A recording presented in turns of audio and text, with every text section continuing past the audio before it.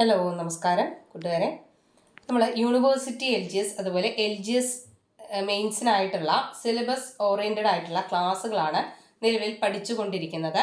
അതിൽ 4ാമത്തെ മൊഡ്യൂളിലുള്ള പോർഷൻസ് ആണ് നമ്മളിപ്പോൾ പഠിച്ചുകൊണ്ടിരിക്കുന്നത്. ഓക്കെ, അപ്പോൾ വൈവിധ്യങ്ങളുടെ ഇന്ത്യ എന്ന് പറയുന്ന ചാപ്റ്ററിൽ കുറച്ച് ഭാഗങ്ങൾ കംപ്ലീറ്റ് ചെയ്തു. അപ്പോൾ ഈ ക്ലാസ്സോടുകൂടി ആ ഒരു ചാപ്റ്ററും കൂടെ കംപ്ലീറ്റ് ചെയ്യുന്നതായിരിക്കും.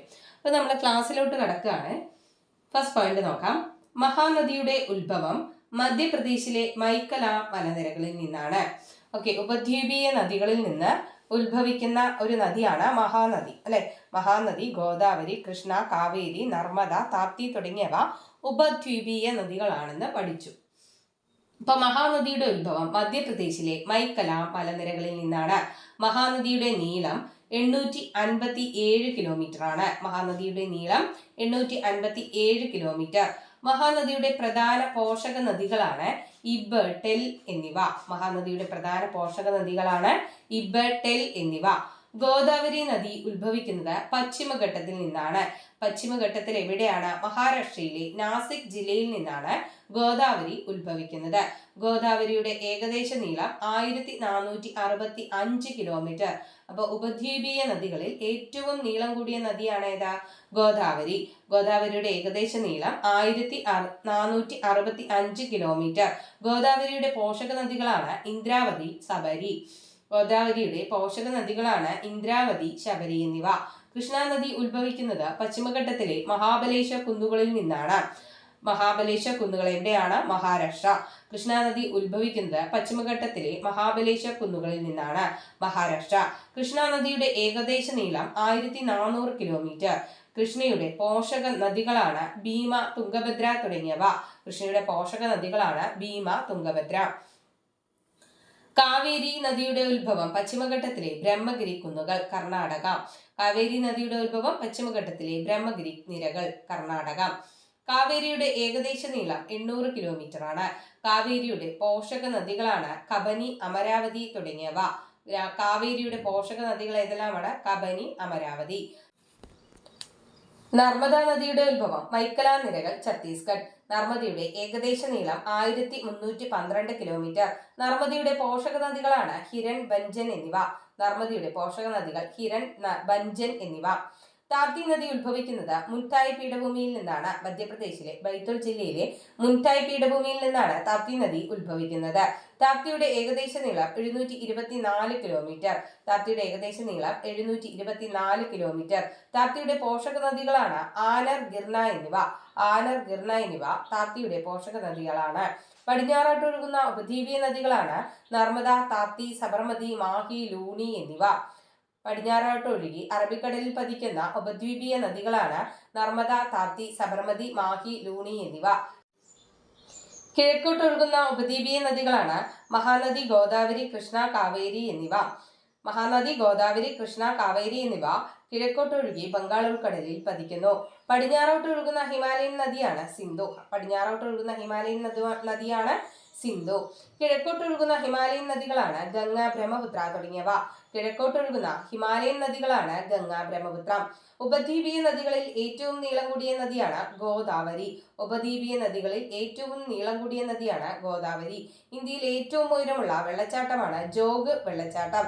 225 മീറ്റർ ആണ് ജോഗ് വെള്ളച്ചാട്ടത്തിന്റെ ഉയരം. ഇന്ത്യയിൽ ഏറ്റവും ഉയരമുള്ള വെള്ളച്ചാട്ടമാണ് ജോഗ് വെള്ളച്ചാട്ടം. ജോഗ് വെള്ളച്ചാട്ടം സ്ഥിതി ചെയ്യുന്നത് കർണാടകയിലെ ശരാവതി നദിയിലാണ്. ജോഗ് വെള്ളച്ചാട്ടം സ്ഥിതി ചെയ്യുന്നത് എവിടെയാണ്? കർണാടകയിലെ ശരാവതി നദിയിൽ. പ്രീവിയസ് ക്വസ്റ്റ്യൻ ആണ്. ഓക്കെ, ഇമ്പോർട്ടന്റ് ആണ്. ന്യൂഡൽഹി, ആഗ്ര ഏത് നദീതീരത്ത് സ്ഥിതി ചെയ്യുന്നു? യമുന. ന്യൂഡൽഹി, ആഗ്ര എന്നിവ ഏത് നദീതീരത്ത് സ്ഥിതി ചെയ്യുന്നു? യമുന. ഇന്ത്യയുടെ തീരപ്രദേശത്തിന്റെ ഏകദേശ നീളം 6100 കിലോമീറ്റർ. ഇന്ത്യയുടെ തീരപ്രദേശത്തിന്റെ ഏകദേശ നീളം 6100 കിലോമീറ്റർ.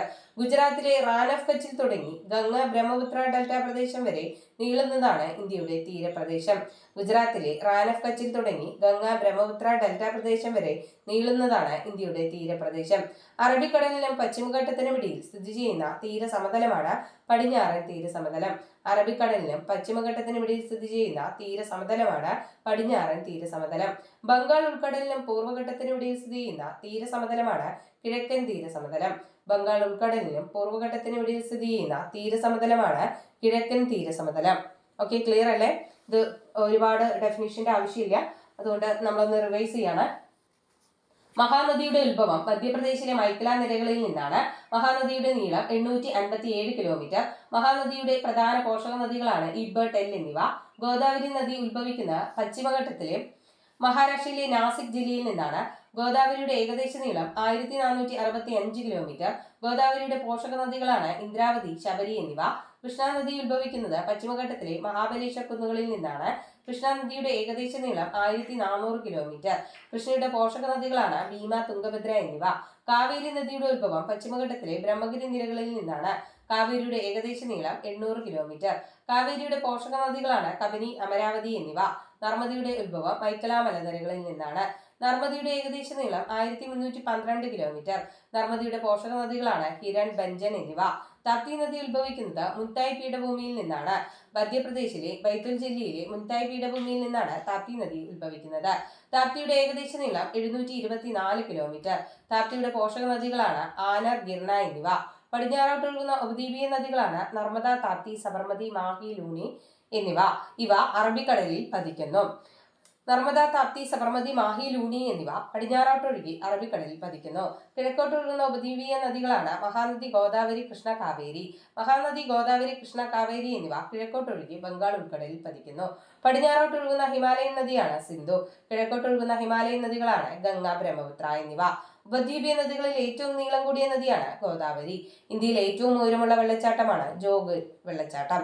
225 മീറ്റർ ആണ് ഇതിന്റെ ഉയരം. ജോഗ് വെള്ളച്ചാട്ടം സ്ഥിതി ചെയ്യുന്നത് കർണാടകയിലെ ശരാവതി നദിയിലാണ്. ന്യൂഡൽഹി, ആഗ്ര എന്നിവ ഏത് നദീതീരത്ത് സ്ഥിതി ചെയ്യുന്നു? യമുന. ഇന്ത്യയുടെ തീരപ്രദേശത്തിന്റെ ഏകദേശ നീളം 6100 കിലോമീറ്റർ. ഗുജറാത്തിലെ റാൻ ഓഫ് കച്ചിൽ തുടങ്ങി ഗംഗ, ബ്രഹ്മപുത്ര ഡെൽറ്റ പ്രദേശം വരെ നീളുന്നതാണ് ഇന്ത്യയുടെ തീരപ്രദേശം. അറബിക്കടലിനും പശ്ചിമഘട്ടത്തിനും ഇടയിൽ സ്ഥിതി ചെയ്യുന്ന തീരസമതലമാണ് പടിഞ്ഞാറൻ തീരസമതലം. ബംഗാൾ ഉൾക്കടലിനും പൂർവ്വഘട്ടത്തിനും ഇടയിൽ സ്ഥിതി ചെയ്യുന്ന തീരസമതലമാണ് കിഴക്കൻ തീരസമതലം. ഓക്കെ, ക്ലിയർ അല്ലേ? റാൻ ഓഫ് കച്ച് മുതൽ കന്യാകുമാരി വരെ നീളുന്ന തീരസമതലമാണ് പടിഞ്ഞാറൻ തീരസമതലം. സുന്ദരവനം ഡെൽറ്റ പ്രദേശം മുതൽ കന്യാകുമാരി വരെ നീളുന്ന തീരസമതലമാണ് കിഴക്കൻ തീരസമതലം. റാൻ ഓഫ് കച്ച് മുതൽ കന്യാകുമാരി വരെ നീളുന്ന തീരസമതലമാണ് പടിഞ്ഞാറൻ തീരസമതലം. സുന്ദരവനം ഡെൽറ്റ പ്രദേശം മുതൽ കന്യാകുമാരി വരെ നീളുന്ന തീരസമതലമാണ് കിഴക്കൻ തീരസമതലം. പടിഞ്ഞാറൻ തീരസമതലത്തിന്റെ ഭാഗങ്ങളാണ് ഗുജറാത്ത് തീരസമതലം, കൊങ്കൺ തീരസമതലം, മലബാർ തീരസമതലം. ഇമ്പോർട്ടന്റ് ആണ്. ഗുജറാത്ത് തീരസമതലം, കൊങ്കൺ തീരസമതലം, മലബാർ തീരസമതലം എന്നിവ പടിഞ്ഞാറൻ തീരസമതലത്തിന്റെ ഭാഗങ്ങളാണ്. പടിഞ്ഞാറൻ തീരസമതലത്തിന്റെ വടക്കേ അറ്റമാണ് ഗുജറാത്ത് തീരസമതലം. പടിഞ്ഞാറൻ തീരസമതലത്തിന്റെ വടക്കേ അറ്റമാണ് ഗുജറാത്ത് തീരസമതലം. പടിഞ്ഞാറൻ തീരസമതലത്തിന്റെ തെക്കേ അറ്റമാണ് മലബാർ തീരസമതലം. പടിഞ്ഞാറൻ തീരസമതലത്തിന്റെ തെക്കേ അറ്റമാണ് മലബാർ തീരസമതലം. കിഴക്കൻ തീരസമതലത്തിന്റെ ഭാഗങ്ങളാണ് കോറമന്റൽ തീരം, വടക്കൻ സിർക്കാസ് തീരസമതലം. കിഴക്കൻ തീരസമതലത്തിന്റെ ഭാഗങ്ങളാണ് കോറമന്റൽ തീരവും വടക്കൻ സിർക്കാസ് തീരസമതലവും. കിഴക്കൻ തീരസമതലത്തിന്റെ വടക്കേ ഭാഗമാണ് വടക്കൻ സിർക്കാസ്. കിഴക്കൻ തീരസമതലത്തിന്റെ വടക്കേ ഭാഗമാണ് വടക്കൻ സിർക്കാസ്. കിഴക്കൻ തീരസമതലത്തിന്റെ തെക്കേ ഭാഗം കോറമന്റൽ തീരസമതലം. കിഴക്കൻ തീരസമതലത്തിന്റെ തെക്കേ ഭാഗമാണ് കോറമന്റൽ തീരസമതലം. നിങ്ങൾ ഇത് പറയുമ്പോൾ വിഷ്വലൈസ് ചെയ്യാനായിട്ടൊന്ന് ശ്രമിക്കണേ. ഓക്കെ, കായലുകളും അഴിമുഖങ്ങളും പൊതുവെ കാണപ്പെടുന്നത് പടിഞ്ഞാറൻ തീരസമതലങ്ങളിലാണ്. കായലുകളും അഴിമുഖങ്ങളും പൊതുവെ കാണപ്പെടുന്നത് പടിഞ്ഞാറൻ തീരസമതലങ്ങളിൽ. ഡെൽറ്റ രൂപീകരണം നടക്കുന്നത് കിഴക്കൻ തീരസമതലങ്ങളിലാണ്. ഡെൽറ്റ രൂപീകരണം നടക്കുന്നത് എവിടെയാണ്? കിഴക്കൻ തീരസമതലങ്ങളിൽ. പടിഞ്ഞാറൻ തീരസമതലവും കിഴക്കൻ തീരസമതലവും യോജിക്കുന്ന സ്ഥലമാണ് കന്യാകുമാരി. പടിഞ്ഞാറൻ തീരസമതലവും കിഴക്കൻ തീരസമതലവും യോജിക്കുന്ന സ്ഥലമാണ് കന്യാകുമാരി. അറബിക്കടലിൽ സ്ഥിതി ചെയ്യുന്ന 36 ദ്വീപുകൾ അടങ്ങിയ ദ്വീപസമൂഹമാണ് ലക്ഷദ്വീപ്. അറബിക്കടലിൽ സ്ഥിതി ചെയ്യുന്ന 36 ദ്വീപുകൾ അടങ്ങിയ ദ്വീപസമൂഹമാണ് ലക്ഷദ്വീപ്.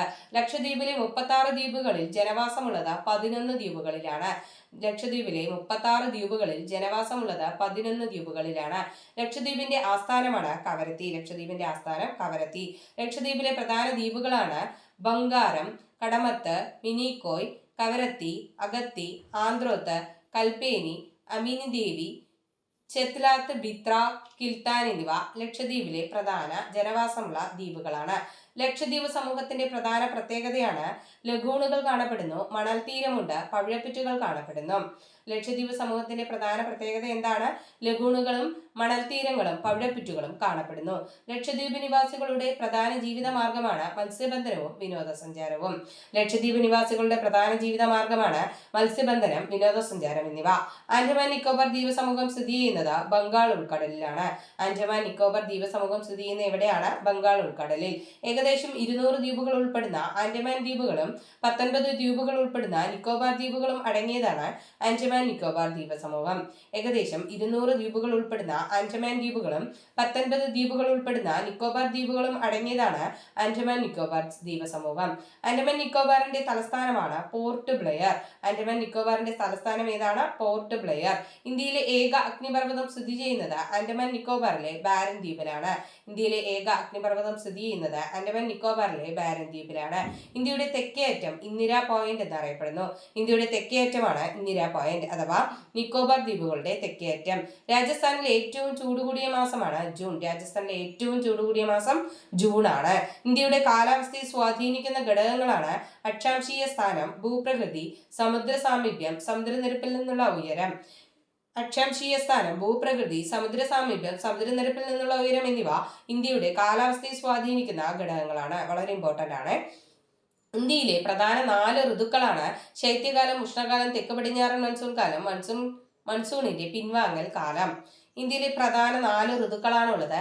1 ശൈത്യകാലം, 2 ഉഷ്ണകാലം, 3 തെക്ക് പടിഞ്ഞാറൻ മൺസൂൺ കാലം, 4 മൺസൂണിന്റെ പിൻവാങ്ങൽ കാലം. ഇന്ത്യയിൽ പൊതുവെ ശൈത്യകാലം ഡിസംബർ, ജനുവരി, ഫെബ്രുവരി മാസങ്ങളിലാണ് അനുഭവപ്പെടുന്നത്. ഇന്ത്യയിൽ പൊതുവെ ശൈത്യകാലം അനുഭവപ്പെടുന്നത് ഡിസംബർ, ജനുവരി, ഫെബ്രുവരി മാസങ്ങളിൽ. പശ്ചിമ അശ്വസ്ഥത ഏത് കാലത്തെ പ്രത്യേകതയാണ്? ശൈത്യകാലം. പശ്ചിമ അശ്വസ്ഥത ഏത് കാലത്തെ പ്രത്യേകതയാണ്? ശൈത്യകാലം. ഓക്കെ, ഒന്ന് റിവൈസ് ചെയ്താലോ. റാൻ ഓഫ് കച്ച് മുതൽ കന്യാകുമാരി വരെ നീളുന്ന തീരസമതലമാണ് പടിഞ്ഞാറൻ തീരസമതലം. സുന്ദരവനം ഡെൽറ്റ പ്രദേശം മുതൽ കന്യാകുമാരി വരെ നീളുന്ന തീരസമതലമാണ് കിഴക്കൻ തീരസമതലം. പടിഞ്ഞാറൻ തീരസമതലത്തിന്റെ ഭാഗങ്ങളാണ് ഗുജറാത്ത് തീരസമതലം, കൊങ്കൺ തീരസമതലം, മലബാർ തീരസമതലം. ഇതെല്ലാം പറയുമ്പോൾ നിങ്ങളൊന്ന് വിഷ്വലൈസ് ചെയ്യണേ. പടിഞ്ഞാറൻ തീരസമതലത്തിന്റെ വടക്കേ അറ്റമാണ് ഗുജറാത്ത് തീരസമതലം. പടിഞ്ഞാറൻ തീരസമതലത്തിന്റെ തെക്കേ അറ്റമാണ് മലബാർ തീരസമതലം. കിഴക്കൻ തീരസമതലത്തിന്റെ ഭാഗങ്ങളാണ് കോറമന്റൽ തീരം, വടക്കൻ സർക്കാസ് തീരസമതലം. കിഴക്കൻ തീരസമതലത്തിന്റെ വടക്കേ ഭാഗമാണ് വടക്കൻ സർക്കാസ്. കിഴക്കൻ തീരസമതലത്തിന്റെ തെക്കേ ഭാഗം കോറമന്റൽ തീരസമതലം. കായലുകളും അഴിമുഖങ്ങളും പൊതുവെ കാണപ്പെടുന്ന പടിഞ്ഞാറൻ തീരസമതലങ്ങളിലാണ്. ഡെൽറ്റ രൂപീകരണം നടക്കുന്നത് കിഴക്കൻ തീരസമതലങ്ങളിൽ. പടിഞ്ഞാറൻ തീരസമതലവും കിഴക്കൻ തീരസമതലവും യോജിക്കുന്ന സ്ഥലമാണ് കന്യാകുമാരി. അറബിക്കടൽ സ്ഥിതി ചെയ്യുന്ന 36 ദ്വീപുകൾ അടങ്ങിയ ദ്വീപ സമൂഹമാണ് ലക്ഷദ്വീപ്. ലക്ഷദ്വീപിലെ 36 ദ്വീപുകളിൽ ജനവാസമുള്ളത് 11 എണ്ണത്തിലാണ്. ലക്ഷദ്വീപിന്റെ ആസ്ഥാനമാണ് കവരത്തി. ലക്ഷദ്വീപുകളിലെ പ്രധാന ദ്വീപുകളാണ് ബംഗാരം, കടമത്ത്, മിനിക്കോയി, കവരത്തി, അഗത്തി, ആന്ത്രോത്ത്, കൽപ്പേനി, അമിനി ദേവി, ചെത്ലാത്ത്, ബിത്ര, കിൽത്താൻ എന്നിവ. ലക്ഷദ്വീപ് സമൂഹത്തിന്റെ പ്രധാന പ്രത്യേകതകളാണ് ലഗൂണുകൾ, മണൽത്തീരങ്ങൾ, പവിഴപ്പുറ്റുകൾ എന്നിവ കാണപ്പെടുന്നു. ലക്ഷദ്വീപ് നിവാസികളുടെ പ്രധാന ജീവിതമാർഗമാണ് മത്സ്യബന്ധനം, വിനോദസഞ്ചാരം എന്നിവ. ആൻഡമാൻ നിക്കോബാർ ദ്വീപ സമൂഹം സ്ഥിതി ചെയ്യുന്നത് ബംഗാൾ ഉൾക്കടലിലാണ്. ഏകദേശം 200 ദ്വീപുകൾ ഉൾപ്പെടുന്ന ആൻഡമാൻ ദ്വീപുകളും 19 ദ്വീപുകൾ ഉൾപ്പെടുന്ന നിക്കോബാർ ദ്വീപുകളും അടങ്ങിയതാണ് ആൻഡമാൻ നിക്കോബാർ ദ്വീപ സമൂഹം. ആൻഡമാൻ നിക്കോബാറിന്റെ തലസ്ഥാനമാണ് പോർട്ട് ബ്ലെയർ. ഇന്ത്യയിലെ ഏക അഗ്നിപർവ്വതം സ്ഥിതി ചെയ്യുന്നത് ആൻഡമാൻ നിക്കോബാറിലെ ബാരൻ ദ്വീപിലാണ്. ഇന്ത്യയുടെ തെക്കേ അറ്റം ഇന്ദിരാ പോയിന്റ് നിക്കോബാർ ദ്വീപുകളുടെ തെക്കേ അറ്റമാണ്. രാജസ്ഥാനിലെ ഏറ്റവും ചൂടുകൂടിയ മാസമാണ് ജൂൺ. ഇന്ത്യയുടെ കാലാവസ്ഥയെ സ്വാധീനിക്കുന്ന ഘടകങ്ങളാണ് അക്ഷാംശീയ സ്ഥാനം, ഭൂപ്രകൃതി, സമുദ്ര സാമീപ്യം, സമുദ്രനിരപ്പിൽ നിന്നുള്ള ഉയരം എന്നിവ. ഇന്ത്യയിലെ പ്രധാന 4 ഋതുക്കളാണ് ശൈത്യകാലം, ഉഷ്ണകാലം, തെക്ക് പടിഞ്ഞാറൻ മൺസൂൺ കാലം, മൺസൂണിന്റെ പിൻവാങ്ങൽ കാലഘട്ടം. ഇന്ത്യയിൽ പൊതുവെ ശൈത്യകാലം ആരംഭിക്കുന്നത് ഡിസംബർ, ജനുവരി, ഫെബ്രുവരി മാസങ്ങളിലാണ്. പശ്ചിമ അശ്വസ്ഥത എന്നത് എന്തിന്റെ പ്രത്യേകതയാണ്? പശ്ചിമ അശ്വസ്ഥത ഏത് കാലത്തെ പ്രത്യേകതയാണ്? ശൈത്യകാലം. ഓക്കെ, ക്ലിയർ ആണല്ലോ.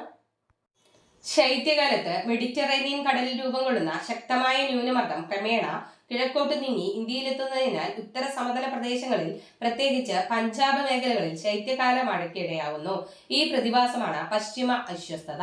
എന്താണ് പശ്ചിമം എന്ന് പറഞ്ഞാലോ? പടിഞ്ഞാറ് വശത്ത്. ശൈത്യകാലത്ത് മെഡിറ്ററേനിയൻ കടലിൽ രൂപം കൊള്ളുന്ന ശക്തമായ ന്യൂനമർദ്ദം ക്രമേണ കിഴക്കോട്ട് നീങ്ങി ഇന്ത്യയിലെത്തുന്നതിനാൽ എന്ന് പറഞ്ഞാല് നമ്മുടെ ഇന്ത്യയുടെ പടിഞ്ഞാറ് വശമായിട്ട് വരും അല്ലെ. എന്നിട്ട് അത് കിഴക്കോട്ട് നീങ്ങുമ്പോൾ എന്താണ്? മെഡിറ്ററേനിയൻ കടലിലെ കിഴക്ക് വശം എന്ന് പറയുന്നത് നമ്മുടെ ഇന്ത്യയാണ്. അപ്പൊ ഇന്ത്യയിൽ എത്തുന്നതിനാൽ ഉത്തര സമതല പ്രദേശങ്ങളിൽ, പ്രത്യേകിച്ച് പഞ്ചാബ് പോലുള്ള മേഖലകളിൽ ശൈത്യകാല മഴയ്ക്ക് ഇടയാക്കുന്നു. ഈ പ്രതിഭാസമാണ് പശ്ചിമ അശ്വസ്ഥത. പശ്ചിമ അശ്വസ്ഥതയെ ഇന്ത്യയിൽ എത്തിക്കുന്നതിൽ പ്രധാന പങ്കുവഹിക്കുന്നത് ജെറ്റ് പ്രവാഹങ്ങളാണ്. പശ്ചിമ അശ്വസ്ഥതയെ ഇന്ത്യയിൽ എത്തിക്കുന്നതിൽ പ്രധാന പങ്കുവഹിക്കുന്നത് ജെറ്റ് പ്രവാഹങ്ങളാണ്. ട്രോപ്പോപാസിലൂടെയുള്ള അതിശക്തമായ വായുപ്രവാഹങ്ങൾക്ക് പറയുന്ന പേരാണ് ജെറ്റ് പ്രവാഹങ്ങൾ. എന്താണ് ജെറ്റ് പ്രവാഹങ്ങൾ? ട്രോപ്പോപാസിലൂടെയുള്ള ശക്തമായ വായുപ്രവാഹങ്ങൾക്ക് പറയുന്ന പേരാണ് ജെറ്റ് പ്രവാഹങ്ങൾ. ഇന്ത്യയിൽ പൊതുവെ ഉഷ്ണകാലം മാർച്ച് മുതൽ ജൂൺ വരെയാണ്.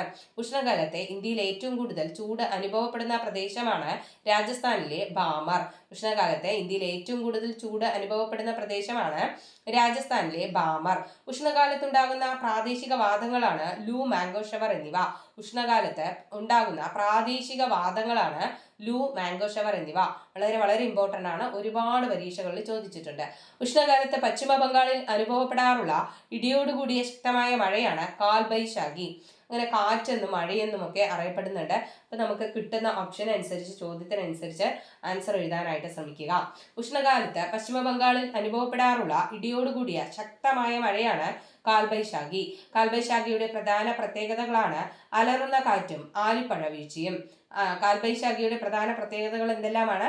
അലറുന്ന കാറ്റും ആലിപ്പഴ വീഴ്ചയും കാൽബൈശാഖിയുടെ പ്രധാന പ്രത്യേകതകളാണ്. ഇന്ത്യയിൽ ഏറ്റവും വലിയ മഴ ലഭിക്കുന്നത് തെക്ക് പടിഞ്ഞാറൻ മൺസൂൺ കാലത്താണ്. ഇന്ത്യയിൽ ഏറ്റവും കൂടുതൽ മഴ ലഭിക്കുന്നത് തെക്ക് പടിഞ്ഞാറൻ മൺസൂൺ കാലം. PYQ ആണ്.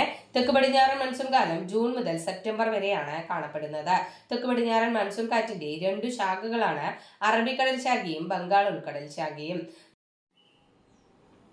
ജൂൺ ആരംഭത്തോടെ കേരളത്തിൽ വ്യാപകമായ മഴയ്ക്ക് സഹായിക്കുന്നത് തെക്ക് പടിഞ്ഞാറൻ മൺസൂൺ കാറ്റിന്റെ അറബിക്കടൽ ശാഖയാണ്. ജൂൺ ആരംഭത്തോടെ കേരളത്തിൽ വ്യാപകമായ മഴയ്ക്ക് സഹായിക്കുന്നത് തെക്ക് പടിഞ്ഞാറൻ മൺസൂൺ കാറ്റിന്റെ അറബിക്കടൽ ശാഖയാണ്. തെക്ക് പടിഞ്ഞാറൻ മൺസൂൺ കേരളത്തിൽ അറിയപ്പെടുന്നത് ഇടവപ്പാതി. തെക്ക് പടിഞ്ഞാറൻ മൺസൂൺ കേരളത്തിൽ അറിയപ്പെടുന്നത് ഇടവപ്പാതി. വടക്കു കിഴക്കൻ മൺസൂൺ കാലം കേരളത്തിൽ അറിയപ്പെടുന്നത് തുലാവർഷം. വടക്കു കിഴക്കൻ മൺസൂൺ കാലം കേരളത്തിൽ അറിയപ്പെടുന്നത് തുലാവർഷം. മഴക്കാലത്തിനും ശൈത്യകാലത്തിനും ഇടയിലുള്ള ഇടവേളയായി കണക്കാക്കുന്നത് വടക്കു കിഴക്കൻ മൺസൂൺ കാലമാണ്. മഴക്കാലത്തിനും ശൈത്യകാലത്തിനും ഇടയിലുള്ള ഇടവേളയായി കണക്കാക്കുന്നത് വടക്കു കിഴക്കൻ മൺസൂൺ കാലം. വടക്കു കിഴക്കൻ മൺസൂൺ കാലത്ത് ഒക്ടോബർ നവംബർ മാസങ്ങളിലായി ഇന്ത്യയൊട്ടാകെ അനുഭവപ്പെടുന്ന ഉയർന്ന ഊഷ്മാവും ആർദ്രതയും മൂലം പകൽ സമയം ദുസ്സഹമായ പ്രതിഭാസമാണ് ഒക്ടോബർ ഹീറ്റ്. എന്താണ് ഒക്ടോബർ ഹീറ്റ്? വടക്ക് കിഴക്കൻ മൺസൂൺ കാലത്ത് ഒക്ടോബർ നവംബർ മാസങ്ങളിലായി ഇന്ത്യയൊട്ടാകെ അനുഭവപ്പെടുന്ന ഉയർന്ന ഊഷ്മാവും ആർദ്രതയും മൂലം പകൽ സമയം ദുസ്സഹമാകുന്ന പ്രതിഭാസമാണ് ഒക്ടോബർ ഹീറ്റ്. പ്രകൃതിദത്തമായ കോട്ട എന്നറിയപ്പെടുന്ന ഭൂവിഭാഗമാണ് ഹിമാലയൻ പർവ്വതനിരകൾ. പ്രകൃതിദത്തമായ കോട്ട എന്നറിയപ്പെടുന്ന ഭൂവിഭാഗമാണ് ഹിമാലയൻ പർവ്വതനിരകൾ. ഇന്ത്യൻ സമ്പദ്വ്യവസ്ഥയുടെ നട്ടെല്ലായി കണക്കാക്കുന്ന ഭൂപ്രദേശമാണ് ഉത്തര മഹാസമതലം. വളരെ വളരെ ഇമ്പോർട്ടന്റ് ആണ്. ഇന്ത്യൻ സമ്പദ്വ്യവസ്ഥയുടെ നട്ടെല്ലായി കണക്കാക്കുന്ന ഭൂപ്രദേശം ഏതാണ്? ഉത്തര മഹാസമതലം. ഓക്കെ, ഒന്ന് റിവൈസ് ചെയ്താലോ? ശൈത്യകാലത്ത് മെഡിറ്ററേനിയൻ കടൽ രൂപം കൊള്ളുന്ന ശക്തമായ ന്യൂനമർദ്ദം ക്രമേണ കിഴക്കോട്ട് നീങ്ങി ഇന്ത്യയിലെത്തുന്നതിനാൽ ഉത്തര മഹാസമതലത്തിന്റെ പ്രത്യേകിച്ച് പഞ്ചാബ് മേഖലകളിൽ ശൈത്യകാല മഴയ്ക്ക് ഇടയാകുന്നു. ഈ പ്രതിഭാസമാണ് പശ്ചിമ അശ്വസ്ഥത. പശ്ചിമ അശ്വസ്ഥതയെ ഇന്ത്യയിലെത്തിക്കുന്നതിൽ പ്രധാന പങ്കുവഹിക്കുന്നത് ജെറ്റ് പ്രവാഹങ്ങളാണ്. ട്രോപ്പോപാസിലൂടെയുള്ള അതിശക്തമായ വായു പ്രവാഹങ്ങൾക്ക് പറയുന്ന പേരാണ് ജെറ്റ് പ്രവാഹങ്ങൾ. ഇന്ത്യയിൽ പൊതുവെ ഉഷ്ണകാലം മാർച്ച് മുതൽ ജൂൺ വരെയാണ്. ഉഷ്ണകാലത്ത് ഇന്ത്യയിൽ ഏറ്റവും കൂടുതൽ ചൂട് അനുഭവപ്പെടുന്ന പ്രദേശമാണ് രാജസ്ഥാനിലെ ബാമർ. ഉഷ്ണകാലത്തുണ്ടാകുന്ന പ്രാദേശിക വാദങ്ങളാണ് ലൂ, മാംഗോ ഷവർ എന്നിവ. ഉഷ്ണകാലത്ത് പശ്ചിമ ബംഗാളിൽ അനുഭവപ്പെടാറുള്ള ഇടിയോടുകൂടിയ ശക്തമായ മഴയാണ് കാൽബൈശാഖി. കാൽബൈശാഖിയുടെ പ്രധാന പ്രത്യേകതകളാണ് അലർന്ന കാറ്റും ആലിപ്പഴ വീഴ്ചയും. ഇന്ത്യയിൽ ഏറ്റവും വലിയ മഴ ലഭിക്കുന്നത് തെക്ക് പടിഞ്ഞാറൻ മൺസൂൺ കാലം. തെക്ക് പടിഞ്ഞാറൻ മൺസൂൺ കാലം ജൂൺ മുതൽ സെപ്റ്റംബർ വരെ. തെക്ക് പടിഞ്ഞാറൻ മൺസൂൺ കാറ്റിന്റെ 2 ശാഖകളാണ് അറബിക്കടൽ ശാഖ, ബംഗാൾ ഉൾക്കടൽ ശാഖ. ജൂൺ ആരംഭത്തോടെ കേരളത്തിൽ വ്യാപകമായ മഴയ്ക്ക് സഹായിക്കുന്നത് തെക്ക് പടിഞ്ഞാറൻ മൺസൂൺ കാറ്റിന്റെ അറബിക്കടൽ ശാഖയാണ്. തെക്ക് പടിഞ്ഞാറൻ മൺസൂൺ മഴ കേരളത്തിൽ അറിയപ്പെടുന്നത് ഇടവപ്പാതി എന്നാണ്. വടക്ക് കിഴക്കൻ മൺസൂൺ കാലം കേരളത്തിൽ അറിയപ്പെടുന്നത് തുലാവർഷം. മഴക്കാലത്തിനും ശൈത്യകാലത്തിനും ഇടയിലുള്ള ഇടവേളയായി കണക്കാക്കാവുന്നത് വടക്കു കിഴക്കൻ മൺസൂൺ കാലം. വടക്കു കിഴക്കൻ മൺസൂൺ കാലത്ത് ഒക്ടോബർ നവംബർ മാസങ്ങളിലായി ഇന്ത്യയൊട്ടാകെ അനുഭവപ്പെടുന്ന ഉയർന്ന ഊഷ്മാവും ആർദ്രതയും മൂലം പകൽ സമയം ദുസ്സഹമാവുന്ന പ്രതിഭാസമാണ് ഒക്ടോബർ ഹീറ്റ്. പ്രകൃതിദത്തമായ കോട്ട എന്നറിയപ്പെടുന്ന ഭൂവിഭാഗമാണ് ഹിമാലയൻ പർവ്വതനിരകൾ. ഇന്ത്യൻ സമ്പദ് വ്യവസ്ഥയുടെ നട്ടെല്ല് ആയി കണക്കാക്കുന്ന ഭൂപ്രദേശമാണ് ഉത്തര മഹാസമതലം. അങ്ങനെ വൈവിധ്യങ്ങളുടെ ഇന്ത്യ എന്ന് പറയുന്ന ചാപ്റ്റർ കംപ്ലീറ്റ് ആയിരിക്കുകയാണ്. വളരെ ലെങ്തി ആയിട്ടുള്ള ചാപ്റ്ററാണ്, അതുകൊണ്ടാണ് പാർട്ടായിട്ട് തന്നത്. ഓക്കെ, അപ്പോൾ നിങ്ങൾക്ക് പഠിക്കാനും സൗകര്യപ്രദമായിരിക്കും. ഇനി അടുത്തത് ഇന്ത്യയുടെ സാമ്പത്തിക ഭൂമിശാസ്ത്രം എന്ന് പറയുന്ന ഒരു അധ്യായം കൂടി ഉണ്ട്. ഓക്കെ, അപ്പോൾ ഇതോടുകൂടി നമ്മുടെ ഇന്ത്യൻ ഭൂമിശാസ്ത്രം എന്ന് പറയുന്ന ആ ഒരു പോർഷൻ കംപ്ലീറ്റ് ആവും. അപ്പോഴും കേരള ഭൂമിശാസ്ത്രം, നമ്മുടെ പൊതുഭൂമിശാസ്ത്രം എന്ന് പറയുന്നൊരു ടോപ്പിക് ഉണ്ട്. അതും ഏതിൽ തന്നെയാണ്, ഈ മൊഡ്യൂൾ 4 തന്നെ ഉൾപ്പെടുന്നതാണ്. ഓക്കെ, അപ്പോൾ നമ്മൾ അടുത്ത ക്ലാസ്സിൽ കാണാം. നിങ്ങൾ പഠിക്കുന്ന കാര്യങ്ങൾ വൃത്തിയായിട്ട് പഠിക്കാനായിട്ട് ശ്രമിക്കുക. ഓക്കെ, പിന്നെ ഒരു കാര്യം പറയാനുള്ളത്, പി ഡി എഫ് നമ്മൾ ടെലിഗ്രാം ചാനൽ കൊടുക്കുന്നുണ്ട്. പക്ഷേ അതിനേക്കാളും ഉപരി നിങ്ങൾ ഫോൺ ഏറ്റവും കൂടുതൽ ഉപയോഗിക്കുന്നതിന് പകരം പുസ്തകം കിട്ടുകയാണെങ്കിൽ വാങ്ങിച്ച് പഠിക്കാനായിട്ട് ശ്രമിക്കുക. ഞാനിപ്പോൾ ഫോളോ ചെയ്യുന്നത് നമ്മുടെ സുജേഷ് പുറക്കാട് സാറിൻ്റെ റാങ്ക് മേക്കർ വിദ്യാലയം എന്ന് പറയുന്ന ടെക്സ്റ്റ് ബുക്കാണ്. അത് വളരെ കൃത്യമായിട്ട് കാച്ചി കുറുക്കിയ രീതിയിൽ പാഠപുസ്തകങ്ങളിൽ പോയിന്റ് ആയിട്ട് തന്നിട്ടുണ്ട്. വൃത്തിയായിട്ട് വാങ്ങിച്ച് പഠിക്കാനായിട്ട് കഴിയുന്നവർ തീർച്ചയായിട്ടും ആ ബുക്ക് വാങ്ങി പഠിക്കുന്നത് നന്നായിരിക്കും എന്ന് മാത്രമാണ് എനിക്ക് പറയാനുള്ളത്. ഓക്കെ, അപ്പോൾ നമുക്ക് അടുത്ത ക്ലാസ്സിൽ കാണാം. താങ്ക്